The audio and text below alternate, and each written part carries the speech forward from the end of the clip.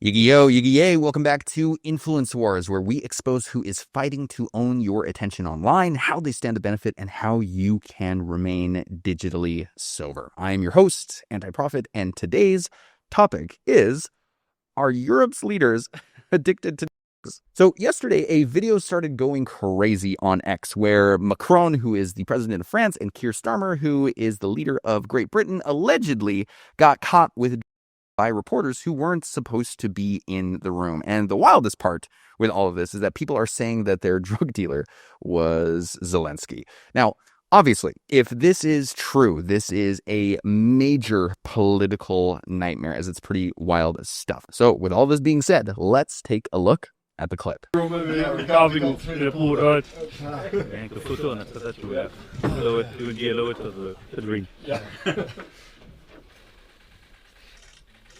All right, so why is this trending? And why are people so emotionally locked into this clip? For one, there's a huge chunk of the internet that already believes that Zelensky is a drug-addicted dictator and that any Western leader who supports him is either complicit, corrupt, or just straight up satanic. And yeah, I really mean satanic. And these aren't just political criticism, they're moral and cosmic accusations. They're saying that Macron, Starmer, all of them are part of some elite new world order where they're trafficking drugs and dark rituals are happening through NATO back channels. And the second any clip surfaces that even vaguely supports this narrative, boom, it spreads like wildfire. Because now a video like this is not just a random moment caught on video. It's proof that they were right to be suspicious, that they're not crazy, and that the people calling them crazy are actually part of the cover-up. Now, meanwhile, if you're watching this from the outside of that ecosystem, you're probably just a regular person seeing that clip for the first time, and it is completely baffling to you. Because what they're calling a baggie of coke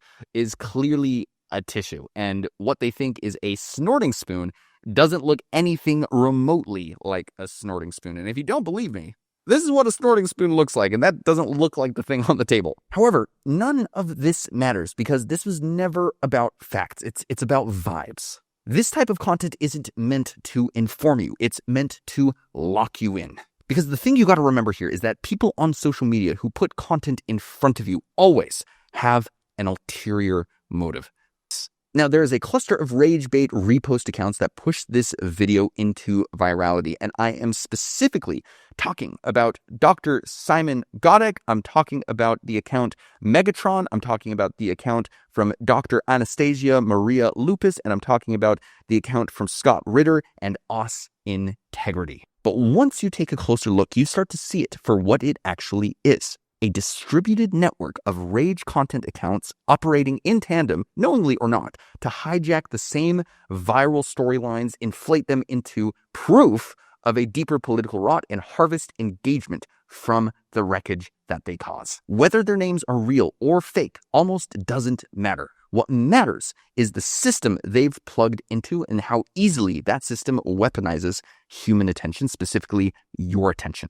Now, the core behavior across these 5 accounts is almost identical. They don't make their own content. They don't film anything themselves. What they do is they patrol X looking for political content that hits a nerve, then download it, repost it, slap a ChatGPT caption on it, and ride the engagement wave. And they don't just do this once or twice a day. They do this constantly.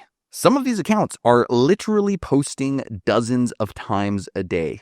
And every post is tailored to tap into a specific belief already sitting in the back of the viewer's mind, whether it's distrust of the media, hatred of certain government officials, fear of globalism, or even conspiracies about elite trafficking rings. If the video that they're looking to push hits that nerve, they repost it. If it doesn't, they move on. They skip it. These people are content farms and nothing more. And the thing about content farms is it's never about facts. It is about outrage. Now, many of these accounts keep tabs on one another, which again sounds harmless at first, but what that actually allows for is it allows them to monitor what performs well on social media. Because if one of them posts a clip that gets traction in the right circles, usually MAGA adjacent or conspiratorial or anti-establishment spaces, the others can swoop in, grab that same clip, and amplify it with their own spin. It's not just about making a story go viral, it's about coordinating virality. And when you add in the likelihood that some of these accounts are in private group chats together, which happens a lot, you start to realize this isn't random, this is deliberate. Because these creators understand that if all of them post the same story within the same 12-hour window,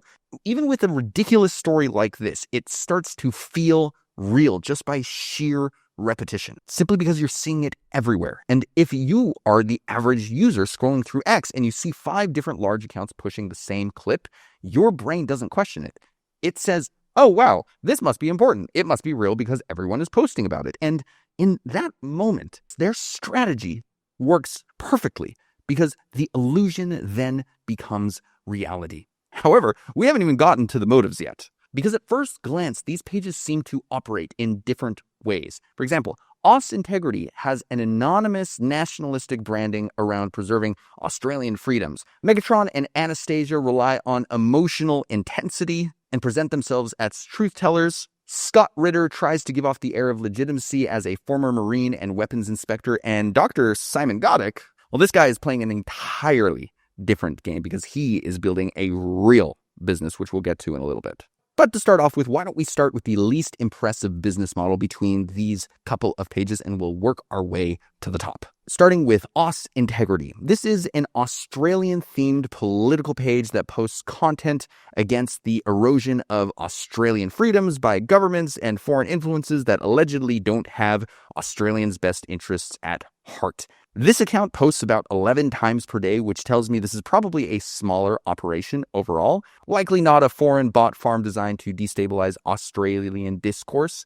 And the reason I say this is because foreign-run bot farms out of places like Russia or China or North Korea usually push 20 to 50 pieces of content a day from their accounts minimum. And this guy only does this 11 times. So again, smaller operations overall. And because it's an anonymous account, it's clearly not backed by an agency or an organization. It's probably just some political grifter who figured out how to make a few extra $1,000 a month by posting inflammatory content. And honestly, he's not even that good at it. He doesn't have a product. He doesn't have a service. He doesn't have a donate link. It's just rage bait for rage bait's sake. And honestly, this is not that surprising because rage bait creators are often the worst business people on the planet because they don't understand sales. They don't understand marketing. They don't understand conversions. All they understand is how to post inflammatory shit online and collect whatever they can from X ad revenue. It's pretty pathetic and sad. Now, next up is Scott Ritter. On his profile, he calls himself a former UN inspector, former Marine, author, and analyst. He has 465,000 followers on X, and at the very least, he has the good sense to direct his traffic to a Telegram group, which we see here in his bio. Because every time he posts there, members in his Telegram community get a push notification, and that's smart because it gives him control over his communication with his audience instead of relying purely on the algorithm. Because on X, there's no guarantee that your audience sees everything you post, but if they are in your Telegram or email list, you've got direct access to them. They'll at least get the ping. It's just up to them whether or not they open it or not. This comes up as a result of a simple Google search. He was caught engaging in sexually explicit conversations online with someone he thought was 15 years old, who turned out to be a cop. And again, this happened twice. Once in 2001 and again in 2009. This guy is the actual scum of the earth. And now he makes a living off of posting rage bait content. So when you interact with his posts, you're literally helping a convicted child predator profit. That's how this game works. Now, moving on to Dr. Anastasia and Megatron. These two are kind of tied for second place when it comes to their monetization strategy because they both have donate links in their bios, which allow their diehard fans to support their work. And if you've spent any time on X, you already know that Dr. Anastasia's grift is that she's built her brand entirely off of the Israel-Gaza conflict. She posts the most extreme inflammatory takes possible, often calling for the total destruction of the state of Israel. And regardless of how you feel about that particular conflict, it should be a huge red flag when someone's solution to a geopolitical issue is extermination. It doesn't matter which side you're on. That is not a serious analysis. That's just marketing, because she knows her audience hates Israel, so she feeds them content that confirms their rage and keeps the money flowing. And this shit is working. Like, she has 1.3 million followers, and Megatron has 477,000 followers. And both of them post multiple times a day. Both are likely making thousands just off of ad revenue alone, and who knows how much more money through their donate links. And now, finally, we get over to Dr. Simon Godek. This guy has the most sophisticated setup of anyone in this group, because he has 1 million followers and posts rage bait content non-stop. But instead of funneling traffic to a Telegram channel or relying on donations, he directs people to his supplement line, which you can see in his bio. It is called Sunfluencer. Now, this is textbook Alex Jones strategy, because Jones didn't just push conspiracy theories like the Sandy Hook massacre being a false flag attack by the US government. He monetized pushing this dog shit by selling supplements on the back end to people who believed that they were being poisoned by the US government, either by chemtrails or radiation leaking into the food, or being poisoned by your local government as a result of fluoride being in your water. Like, he sold all of the supplements that supposedly cured all of these things. And this is the genius of Simon Godek's play here. He knows his audience already believes the US government or FEMA or the global elites or whatever are trying to kill them. So he sells them protection in pill form. And the narrative fits perfectly here. They're out to get you, and this will keep you safe. That pitch lands every time with conspiracy communities. Now, let's be clear. Just because he has the most advanced funnel doesn't mean he's good at execution. If you check out the Sunfluencer website, it looks atrocious. Like, it looks like a budget tutoring service from 2010. No serious e-commerce brand, let alone a supplement brand doing real volume on Amazon or TikTok Shop, would use a site like this. However, my shit talking aside, this product and funnel still work because the product and the paranoia are aligned. And that is the point. None of these people are brilliant marketers. What they do understand, however, is the relationship between rage and revenue.